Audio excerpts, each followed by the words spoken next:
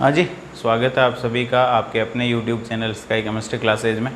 और आज की क्लास में अपन अगला सांद्रता पद देखने वाले हैं कि विलयनों में पदार्थों की सांद्रताएं ज्ञात करने के लिए अपन देख चुके हैं द्रव्यमान प्रतिशत, अपन देख चुके हैं मोलरता, उसके बाद है मोललता। तो मोललता है, उसकी डेफिनेशन देखते हैं। 1 किलोग्राम विलायक में उपस्थित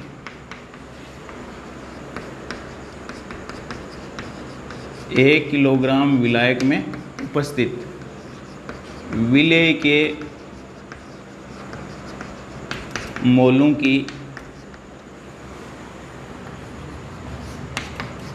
संख्या विलयन की क्या कहलाती है? मोललता, मोललता, मोलेलिटी।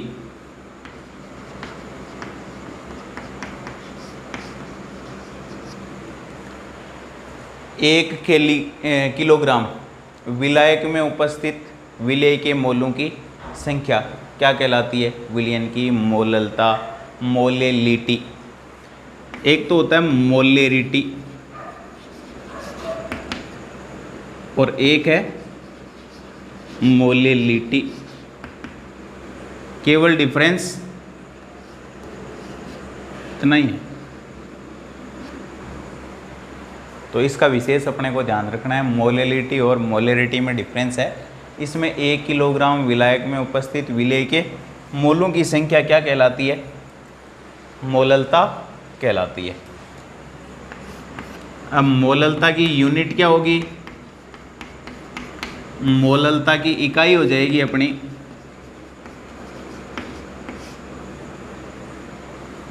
मोल। विलायक का द्रव्यमान किस में ले रहे हैं?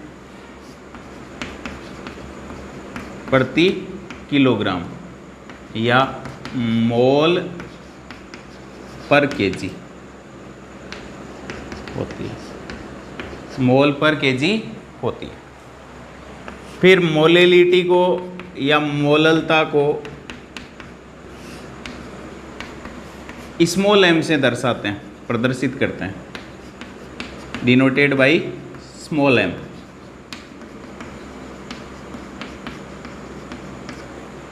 ठीक। उसके बाद मोललता। मोललता ताप से प्रभावित होती है, यानी ताप पे डिपेंडेंट है। मोललता ताप पर निर्भर नहीं करती है। ये इंपॉर्टेंट लाइन है। क्यों नहीं करती है? क्योंकि ये पदार्थों के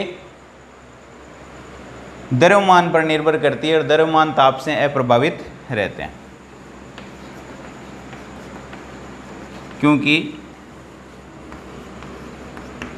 पदार्थों के द्रव्यमान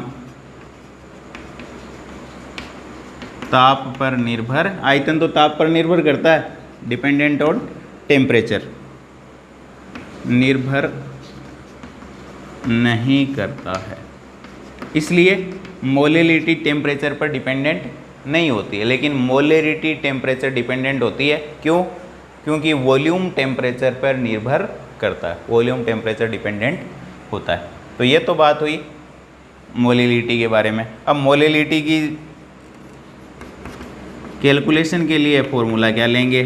तो मोललता बराबर स्मॉल m से डिनोट करेंगे, बराबर हो जाएगा विलेय के मोल इक्वल टू विलेय के मोल,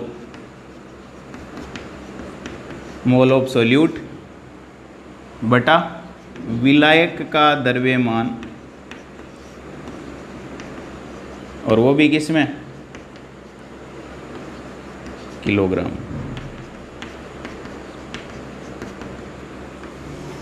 ये फॉर्मूला काम में लेंगे मोललता का।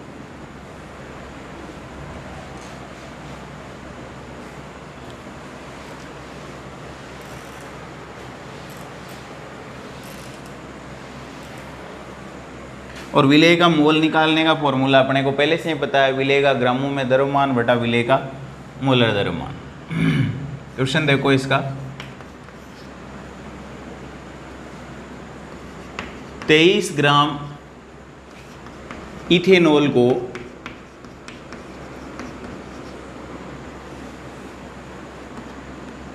230 ग्राम जल में घोलकर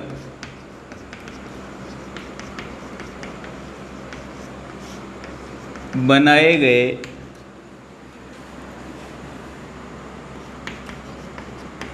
विलयन की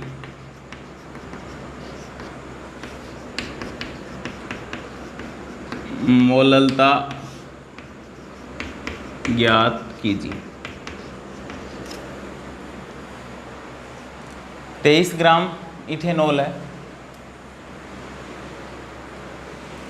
या इसको 500 ग्राम ले लेते हैं, चलो कैलकुलेशन आसान कर जाएगी। 500 ग्राम तो मोललता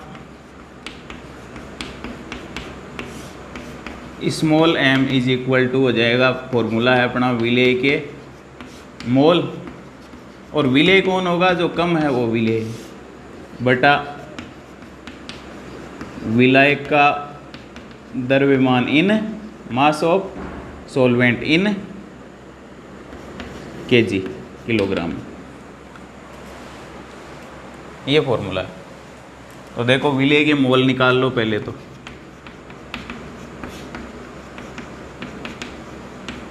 और विलेय के मोल, विलेय कम कौन है, ये 23 ग्राम है, 500 ग्राम है, तो ये विलेय है 23 ग्राम।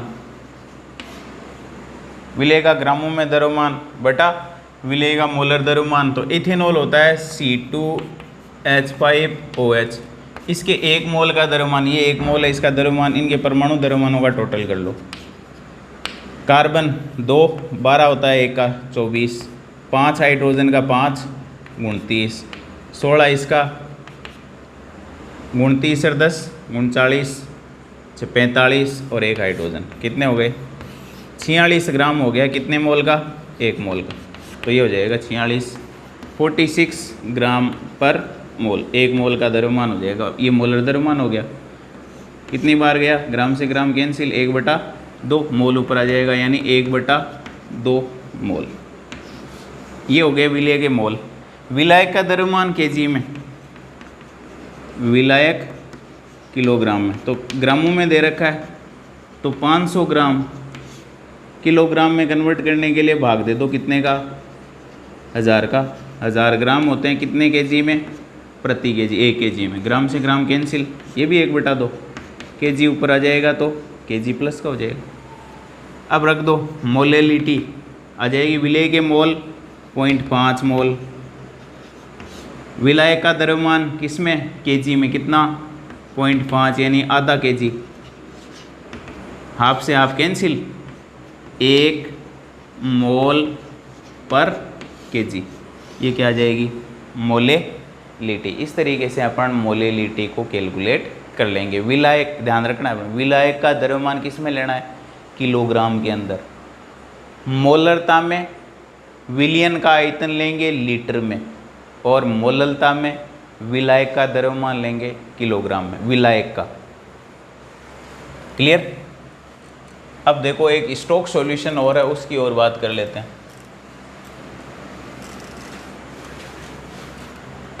स्टोक विलयन,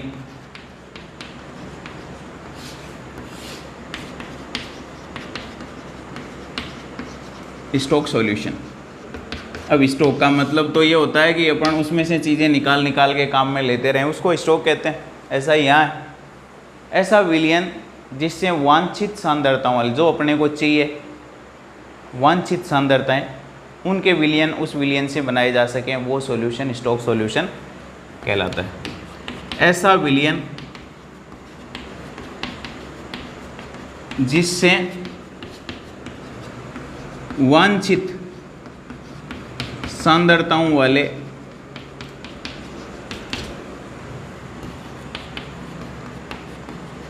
अन्य विलयन बनाए जा सकें, वह स्टोक विलयन कहलाता है। पिछली क्लास में अपन ने देखा स्टोक सॉल्यूशन कहलाता है, कि अपने पास एक निश्चित सांद्रता वाला सॉल्यूशन है, उससे अन्य सांद्रताओं वाले सॉल्यूशन अपन बना सकते हैं। जैसे पिछले वीडियोज़ के अंदर, पिछली क्लासों में देखा कि अपने पास 1m सॉल्यूशन है और उससे अपन कितना बना लेते हैं, 0.2m बना लेते हैं, 0.5m बना लेते हैं। तो अपने पास जो सॉल्यूशन है वो 1m है, तो ये तो हो गया स्टोक। और इससे अपने को जो सांद्रता चाहिए वो बना रहे हैं अपन, तो वो वांछित सांद्रता वाले सॉल्यूशन हो गए। ये तो हो गया अपना स्टोक सॉल्यूशन, स्टोक विलियन। और अपने को चाहिए कि 0.2 वाला बनाओ भाई, 0.5 वाला बनाओ, तो ये हो गए वांछित सांद्रताओं वाले विलियन। ये आसानी से अपन उसकी सहायता से बना सकते हैं।